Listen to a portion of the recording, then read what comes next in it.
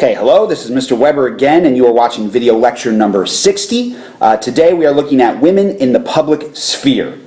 Our subsections are negotiating public space, from female moral authority to feminism, and finally domesticity and missions.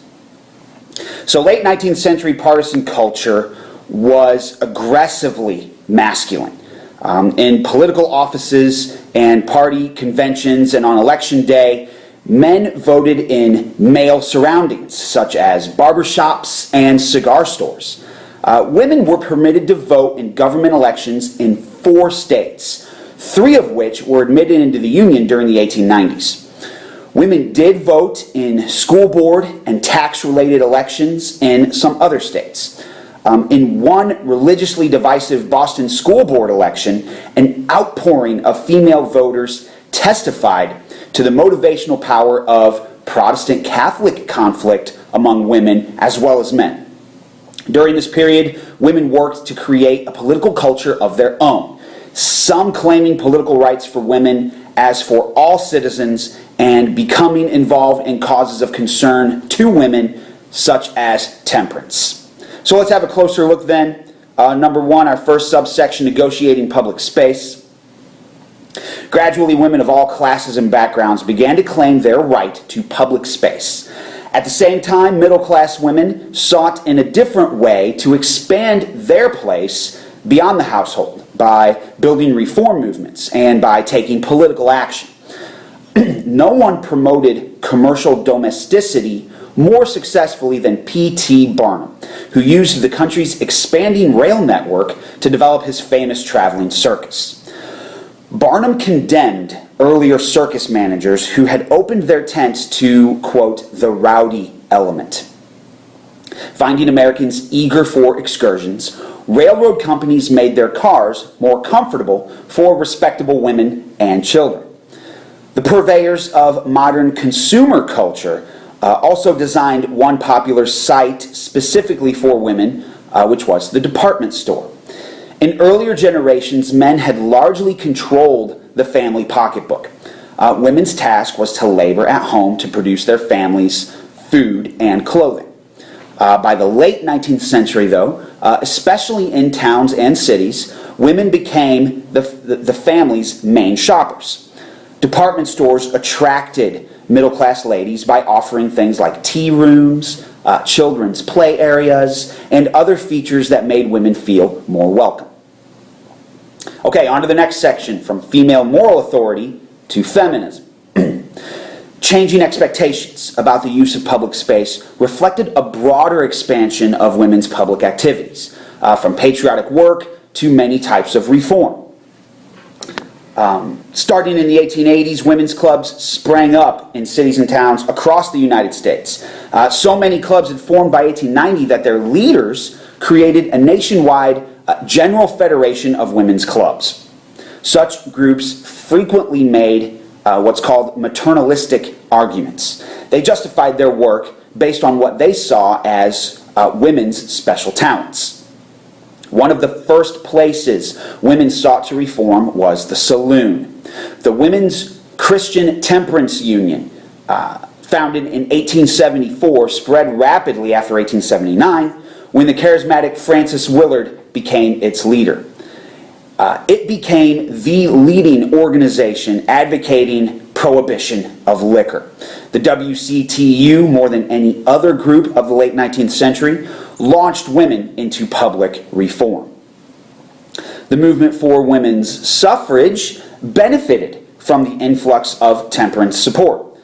Though it divided into 2 rival organizations during Reconstruction, the movement reunited in 1890 in the National American Woman Suffrage Organization. Soon afterward, suffragists won 2 victories in the West, Colorado in 1893 and Idaho in 1896. Like temperance work, patriotic activism became women's special province in the post-Civil War decades.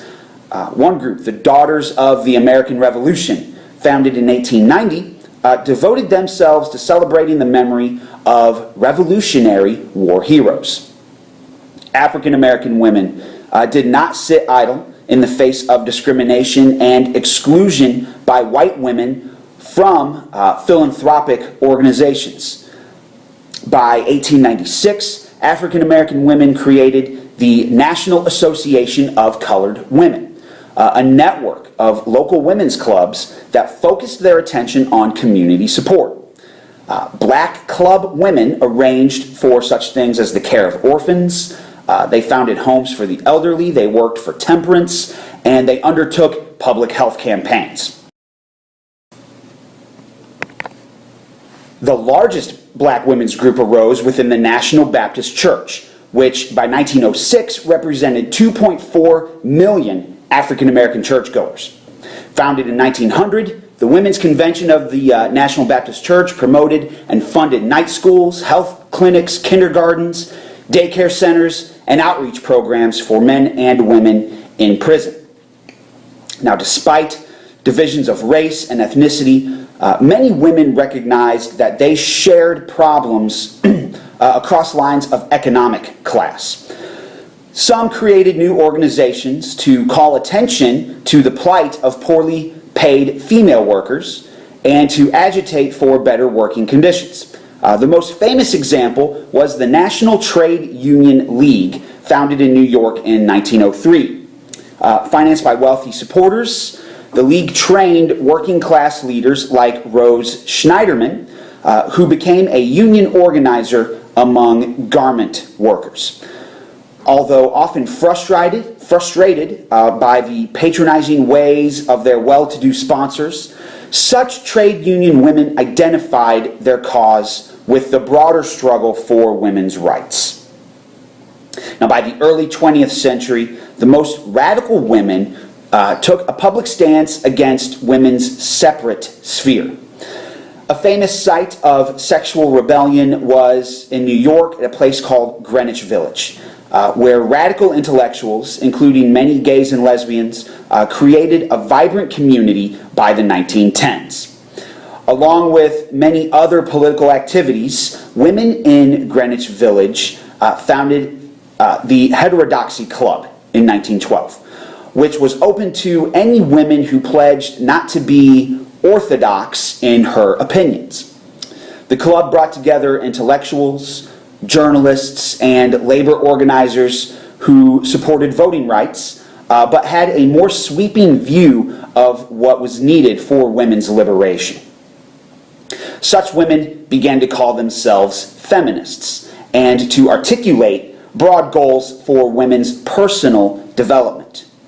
Now, as women entered the public sphere, feminists argued they should not just fulfill Victorian expectations of self-sacrifice for others. They should instead work on their own behalf, their own happiness, their own prosperity. All right, on to the last section, domesticity and missions. While few American women shared fully in the ideas of the Heterodoxy Club, hundreds of thousands engaged in more widely acceptable forms of public activism through their churches and their religious groups. Some sponsored Christian missions in the American West, which Eastern women regarded as uncivilized and in need of uplift. The Women's National Indian Association, for example, funded missionary work on reservations, arguing that women had a special duty to promote civilized home life among Indians. In San Francisco, elite and middle-class white women built a rescue home for Chinese women who had been sold into sexual slavery. The project, however, was racially condescending, and it also generated fierce opposition from white residents who hated Chinese immigration. Nowhere was the rhetoric of domesticity more powerful, though, than in the movement for overseas missions, which grew from a modest start in the pre-Civil War period to a peak in the early 20th century. By 1915, American religious organizers sponsored over 9,000 overseas missionaries. These workers in the field were supported at home by millions of missionary society members, including over 3 million women. Missionaries who worked to foster Christianity and to foster domesticity often showed considerable condescension, however, towards what they called their poor heathen sisters. In many places, though, missionaries won converts, particularly by offering medical care and promoting scientific progress and women's education. Some missionaries came to love and respect the people among whom they served, but others, however, became deeply frustrated and would eventually leave the movement.